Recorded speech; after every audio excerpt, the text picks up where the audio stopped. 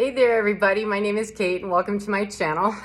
Welcome to my living room. And that would be the Rocky Mountains behind me. If you haven't been to my channel before, if you can kind of see them. I just moved into this apartment. I'm a single woman, and I'm going to talk to you about Valentine's Day. But just so you know, I'm a single woman. I went through a divorce 3 years ago, and I recently moved. You know, all the ties that I had to my original place that I was able to, you know, cut all that and move. So I moved 2,000 miles, and that's the Front Range of the Colorado Rockies. So I'm very super excited to be in Colorado Springs, and it has nothing to do with what I'm talking about today. So forgive me for, you know, making you wait on that. But I made a video earlier about, you know, our expectations, what we have when we're looking to, you know, be in a relationship with someone. We're going to come with some expectations, or in my personal opinion, we probably need to, because we might not like what we get if we're not real clear.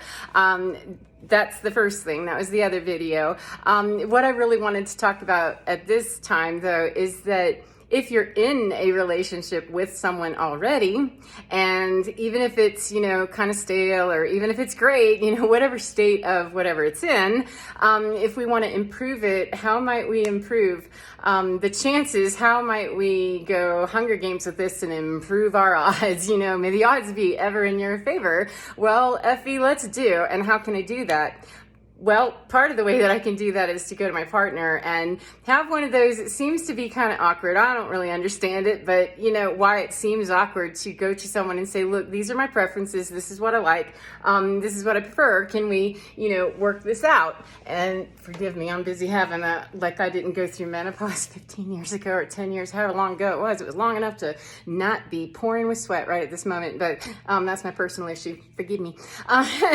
If we are unclear, right, in our expectations, and we, you know, our wants and desires, if we aren't clear with our partner in that's the other video, expectations, that we need to have that awkward conversation where we say, hey, this is what I like, and this is what I prefer. I'd really like to get flowers, or I really enjoy, you know, the spontaneity of a picnic, or whatever. You know, there's some tired old, you know, standards: go to the beach, make a picnic, you know, go to the park, fly a kite, whatever it is, because maybe your person, maybe that's something they really enjoy. You know, for me personally, you know, I got flowers a lot, and they were kind of impersonal after a while. I love flowers, but what I really like is that connection with the person that is thinking of me enough to gift me.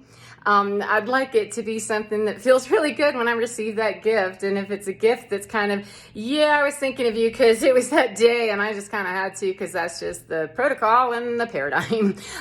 Those don't feel very good, especially when they're not really, you know, anything that we want. At least that was my experience. It's kind of, you know, they're pretty, you know, the flowers are pretty, but if they're kind of hollow, or they don't mean a whole lot, or they say the same thing that they did the last three, you know, occasions ago, it's not a retrospective analysis of my personal life. I'm just saying over the course of my life, you know, getting an insincere gift is, yeah, that's part of it. Is that if this is a long-term relationship where I might be getting insincere gifts long-term going forward, now that I'm at, you know, foundational, and I'm building back up with what I want and how I'm going to go forward, is I'm likely to tell the man that enters my life, look, you know, let's have that possibly awkward conversation. This is what I really like. It's very important to me to celebrate holidays, because it is.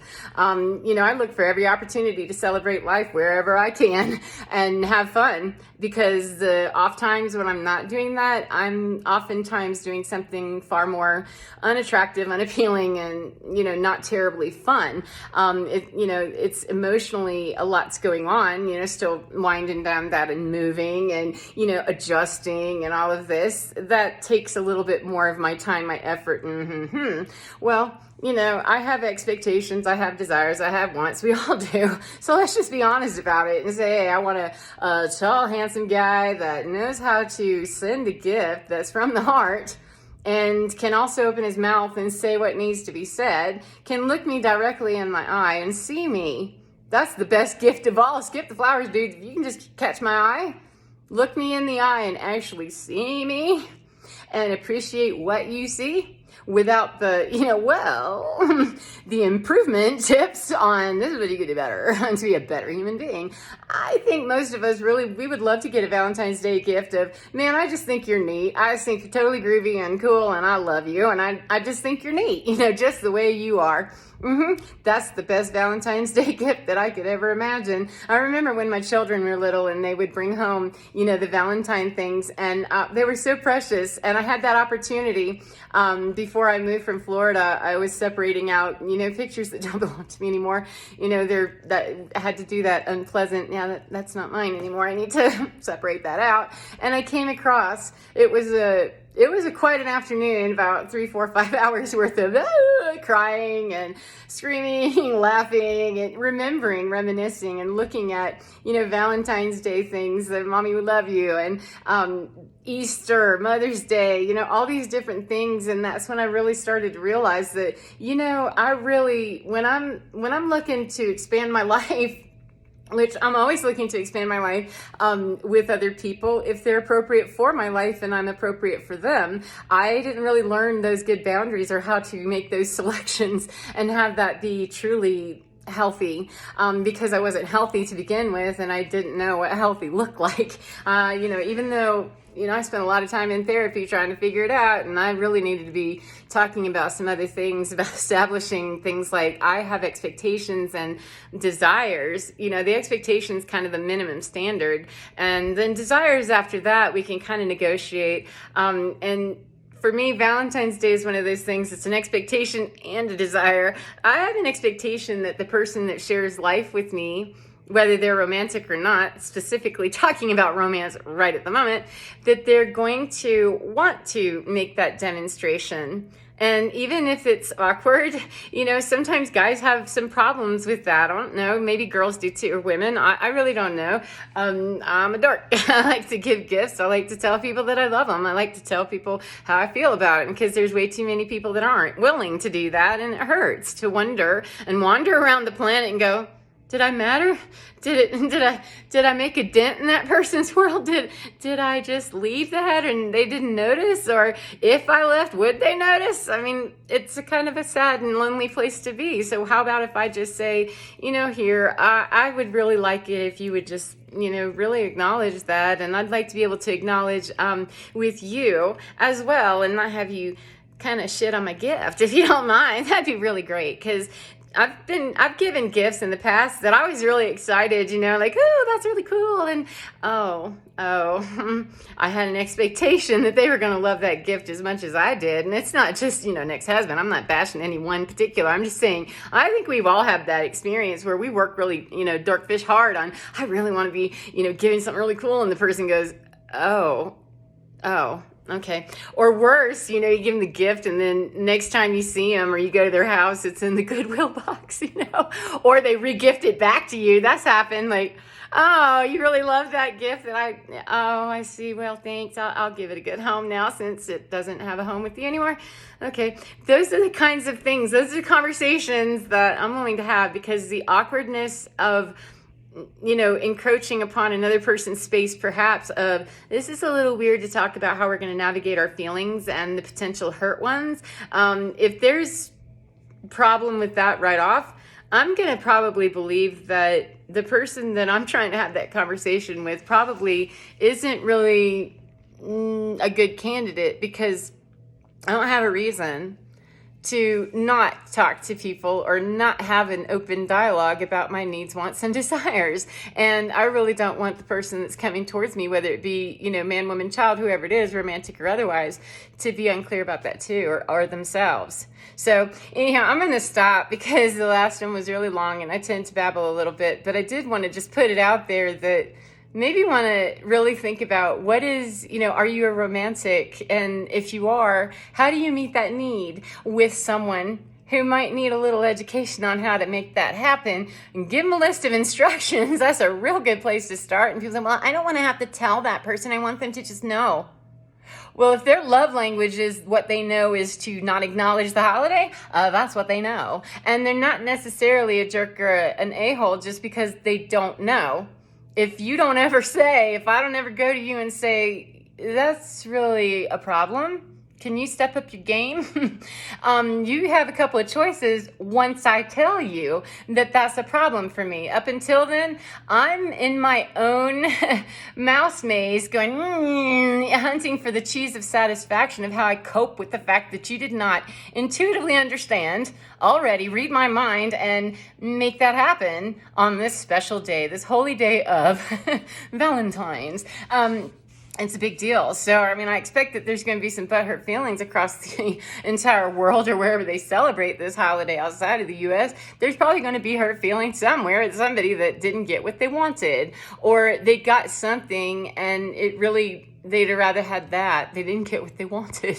Either too much, too little, or too late, or the wrong person. I mean, those are all things. Don't we want to line all that stuff up so that, we actually get the Prince Charming man of our dreams? Actually, I'm not going Prince Charming, thanks. I want a knight, just, you got your steed, I got mine, we're good. We can, ride on. Prince Charming, that sounds a whole lot like you have to come rescue me, and that it might turn into that long term. And I haven't found that to be very helpful. But those are conversations that I want to have with the person that's, 1111 coming up right there. Thank you. Twin flame. How ironic. That I'm going to want to talk to that person and say, this is me, and this is my place emotionally, and I'm not going to really be very happy if that person isn't willing to respect me, or if they're willing to kind of downgrade or downplay or make fun of or twist around or start doing that gaslighting stuff. I'm like, no, we're not a match. And it's sad because I've met some eyeballs in the past, that I would have pursued,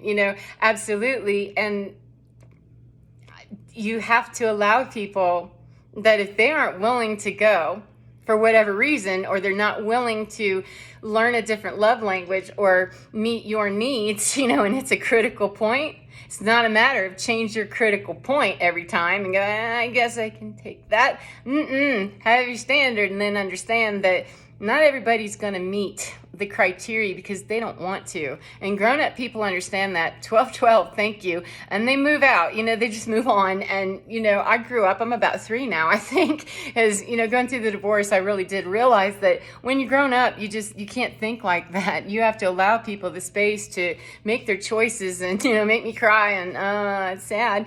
And it is. It is. And I still have to cry, die, and make that okay over here in my world, and not take that forward, punishing, the people that come into my life for the pains that I have incurred in the past. I ain't anybody's ex-wife. I'm not their mother, their mother-in-law, their sister. I'm not any of that. I'm not anybody's anything. Yet, if we're not healed, I very easily could look at a man and just be projecting garbage that's unhealed about my own failed marriage. And why in the world would I want to start that in arrears like that? And then on top of it, not open my mouth and say, well, that was a real problem in the last marriage, but I did this review of myself and I've decided that now I know exactly 1313 what I'm after, and but I don't want to offend him, or I don't want to, possibly. There's 8 billion people on the planet. And even though eyeballs that I know you know me, I've connected. Sure, it's great. And eyeballs that don't light up the whole way and start walking towards you, you have to let them go. You have to let them go. And if you're into the twin flame concept, that's the very moment that you really must let them go, because it's going to slow you down and it's going to keep you from reaching your bliss. And, if that twin flame is ever going to come into union, you have to allow that person to step out, step off, and do their own thing. And if they come back to you, then that's a beautiful thing. But it's really about, marrying up and joining this Valentine's Day today going forward. Every day's Valentine's Day, my funky Valentine with I love me. And I need to integrate the masculine and the feminine part of me and love both of them. Act out in both of them when it's necessary, in balance.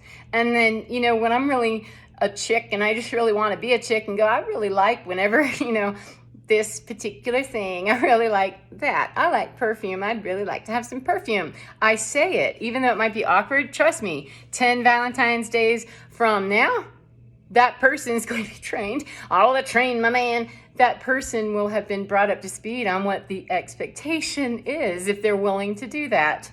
And if they're not, why would I be trying to make that shit happen? So there you go. I'm going to go now. 14, whatever. I'm going to go. And probably think of a few more things of my thoughts on Valentine's Day. Until then, get within, baby, because you're fine. It's totally fine. See you later next time. Mwah! Bye.